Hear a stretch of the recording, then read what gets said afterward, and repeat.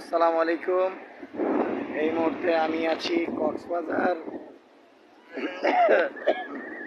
সমুদ্র সৈকতে। প্রচণ্ড রকম গোসল করেছি, এতে গলা ভেঙে গেছে এবং ঠিকমতো কথাও বলতে কষ্ট হচ্ছে। ট্রেনিংয়ে ছিলাম, স্টার স্টার বলে চেঁচানোর কারণে গলার মধ্যে অনেকটাই প্রেশার পড়ছে এবং ভলেন্টিয়ারের দায়িত্বে ছিলাম। সব কিছু মিলিয়ে গলাটা একেবারে ভেঙে গেছে। এই ভাঙা গলায় আমি আপনাদের সাথে একটি বিষয় শেয়ার করব, সেটা হচ্ছে কক্সবাজারের কিছু। আমরা এই মুহূর্তে আছি কক্সবাজার সাইমন বিচে।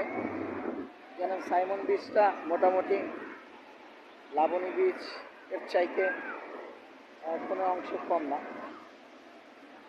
এখন আমি আপনাদের সাথে একটি সামুদ্রিক সংক্রান্ত তথ্য দিব। বাংলাদেশের মধ্যে এবং এশিয়া মহাদেশের মধ্যে, বিশ্বের মধ্যে যতগুলো সমুদ্র আছে, সবচাইতে দীর্ঘতম সমুদ্র সৈকত হচ্ছে এটা। এবং আমি যদি ভুল না করি, প্রায় 252 কিলোমিটার। 252 কিলোমিটার। আমাদের নারায়ণগঞ্জের হিসাবে আমাদের পঞ্চবটি থেকে ঢাকা হচ্ছে মাত্র 17+ কিলো, 18 কিলো, আর এটা হচ্ছে 255 কিলোমিটার। এই এত বৃহত্তম সমুদ্র সৈকত পৃথিবীর কোথাও নাই এবং কোনো দেশেও নাই। আর আরব দেশের যারা গিয়েছে তারা বলেছে যে তাদের সমুদ্র সৈকতে অনেক বেশি ঢেউ হয় এবং গর্জন অনেক বেশি হয়। আমাদের দেশে যদিও তত একটা ঢেউ হয় না, গর্জন হয় না, বাট আমাদের সমুদ্র অনেক সুন্দর। তো সব কিছু মিলে আলহামদুলিল্লাহ খুব ভালো।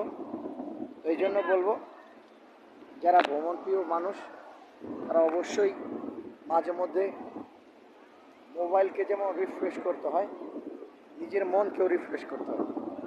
সেই মনকে রিফ্রেশ করার জন্য আপনারা বাংলাদেশে বিভিন্ন স্পট আছে, ওখানে আপনারা ভ্রমণ করতে পারেন। এবং সবচাইতে আমার কাছে ভালো লাগে সমুদ্র সৈকতের পাশ দিয়ে হাঁটতে।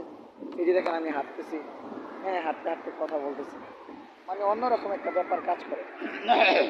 তো যাই হোক, ভালো থাকবেন, সুস্থ থাকবেন এবং সহি সালামতে মুসলমানের জিন্দিগি সহকারে জীবন পরিচালনার চেষ্টা করবেন।